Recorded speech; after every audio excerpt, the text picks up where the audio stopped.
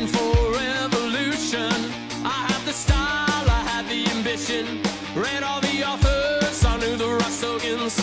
There was a war, but the class war. I was ready to set the world on fire. I was a teenage anarchist, looking for revolution. Do you remember when you were young and you wanted to set the world on fire? Do you remember when you were young and you wanted to set the world on fire?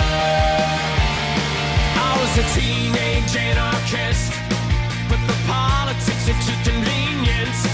In the depths of their humanity, all I saw was bloody ideology, with freedom as a doctrine. Guess who was the new authority? I was a teenage anarchist, but the politics are too convenient. Do you remember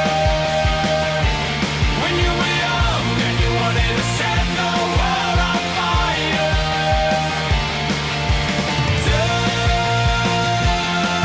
remember when you were young and you wanted to set the world on fire? When you were young and you wanted to set the world on fire.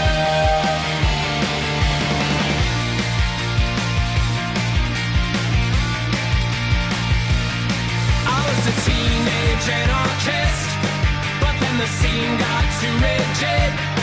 It was a mob mentality. They set their rifle sights on me.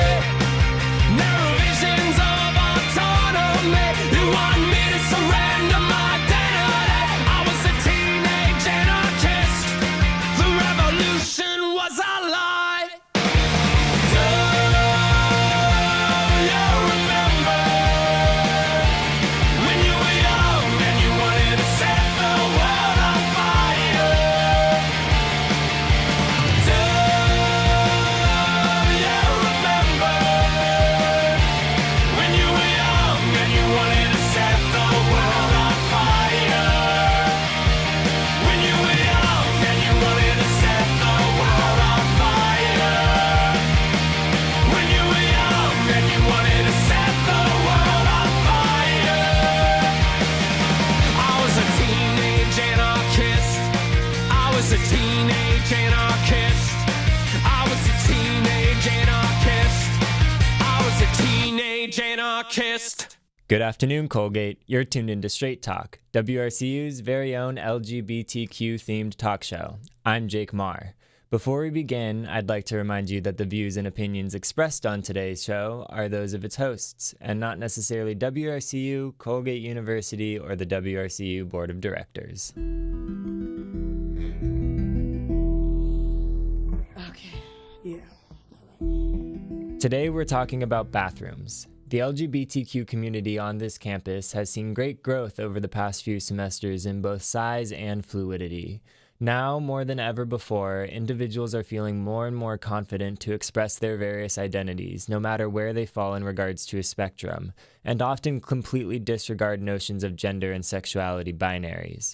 While this newfound compassion from within and outside the community is incredible, we still live in a very rigid society, predicated on fitting into clear-cut labels. For these reasons, bathrooms have become significantly problematic and an area of concern for a number of students here at Colgate, including myself. I'd like to open up today's show by reading a letter sent this Monday, February 1st, to administration from members of Lambda. It reads, "Good afternoon. We are writing to inform you of some significant concerns shared by members of our community. Lambda's primary function is to act as a support network for queer and questioning students, providing a safe space for them to share worries about the Colgate community and feel comfort in knowing that they are not alone. Because of this, Lambda feels the need to voice the discomforts of our members by encouraging a push towards less restrictive community ideals. As a group, we recognize that gender and the gender binary are socially constructed concepts completely unrelated to biology. While we encourage open expression in our circle, this campus does not always allow for such freedom, and the gender binary is consistently and unarguably reinforced every day on our campus. Although gender is socially constructed, it still has very real consequences. Individuals on this campus are targeted and harassed every day on the Quad, on Broad Street, and in downtown Hamilton because of their gender identity and expression. Many of us have heard accounts of and have personally experienced instances at Colgate of being yelled at, bullied, threatened, catcalled, and asked to leave public spaces because someone does not understand, recognize, or refuses to acknowledge our gender identities. It is in this frame of mind that we are looking to make some changes at Colgate. We are taking the first step by starting a poster campaign in the restroom facilities on campus, as they are a rather immediate concern for our group. When someone has to be fearful of making a choice about which bathroom to use on a regular basis, it makes us question whether or not Colgate actually strives to provide a safe space for all of its students.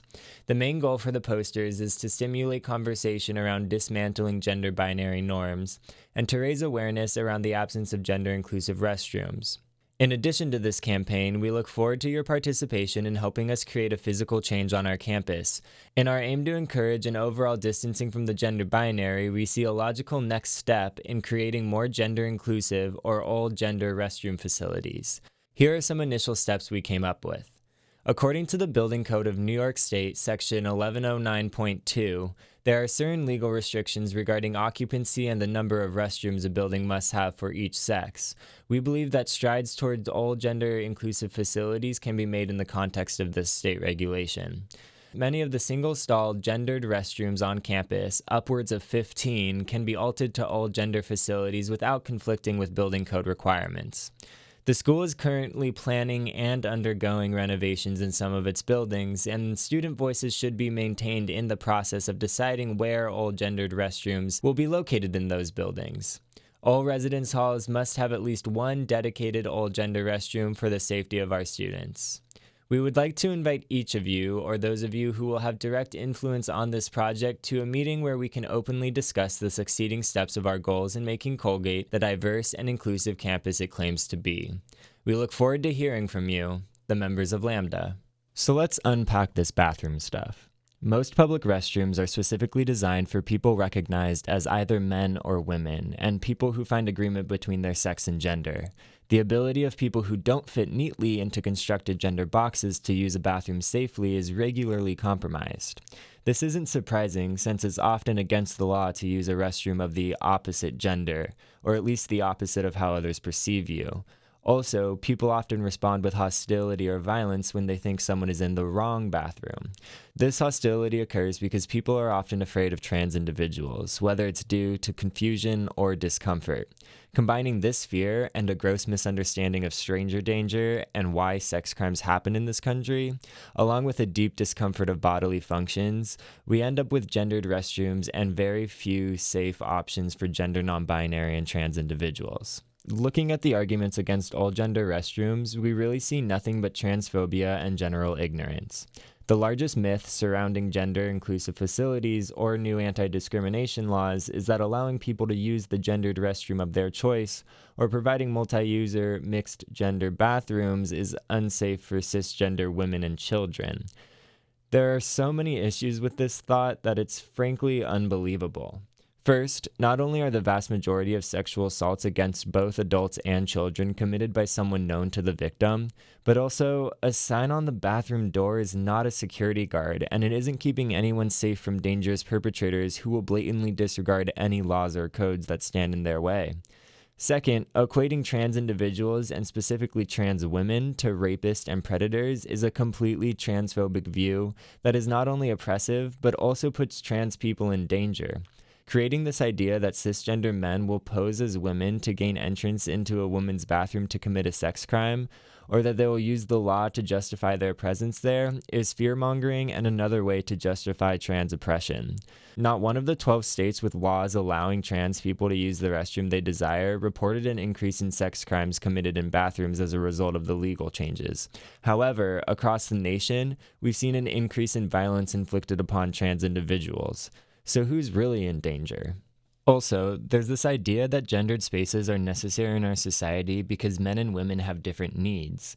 But this thought is predicated that all men and all women have the same needs, which isn't true.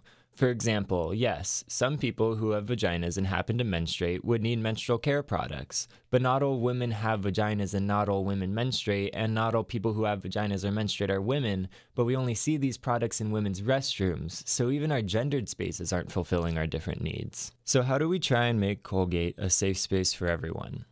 Step 1 is to have gender-inclusive restrooms in each building. Right now, the school advertises that you are always within a 6-minute walk from an old gender facility. On the surface, this sounds cool until you realize that most anyone can get back to their residence within 6 minutes. So what's even the point? Also, out of 218 stalls in non-residential buildings, only 15 are gender inclusive, and only one restroom has more than one stall. That's just 7% of all stalls on campus. So we need at least one restroom in every building. It's stupid and dangerous to put students in spaces where they don't have a viable option. Step 2 would be to get a gender-inclusive facility in every residence hall. Right now, residents are able to vote on having all gender facilities in their residences, but the voting process is othering and relies on cis people having the final word in what a trans or gender non-conforming individual can and cannot do, reinforcing the oppression. That's all we have for you today on Straight Talk. Tune in next week, Sunday 3 to 4, or find our shows online under the podcast tab at wrcufm.com. Have a good week, Colgate. Here comes Dick, he's wearing a skirt. Here comes Jane, you know she's sporting a chain. Same hair evolution, same build evolution. Tomorrow who's gonna fuss? And they love each other so androgynous. Closer than you know, love each other so androgynous.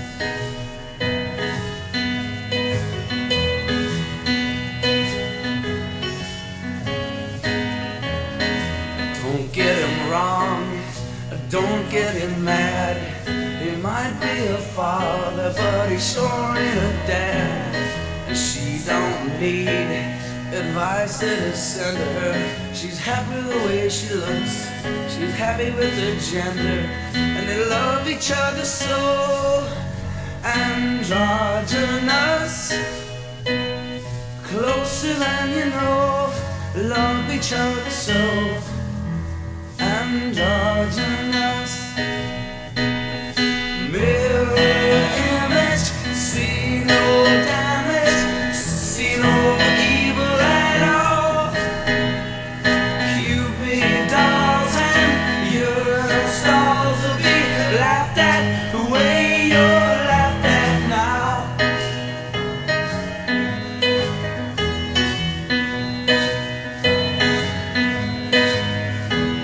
Something meets boy and something meets girl. They both look the same, they're overjoyed in this world. Same hair evolution, unisex evolution. Tomorrow who's gonna fuss? And tomorrow Dick is wearing a dress, tomorrow Jane is wearing a dress. Future outcast and they're all lasting. Today the people dress the way that they please, the way they tried to do in the last centuries. And they love each other so androgynous. Closer than we know, love each other so androgynous.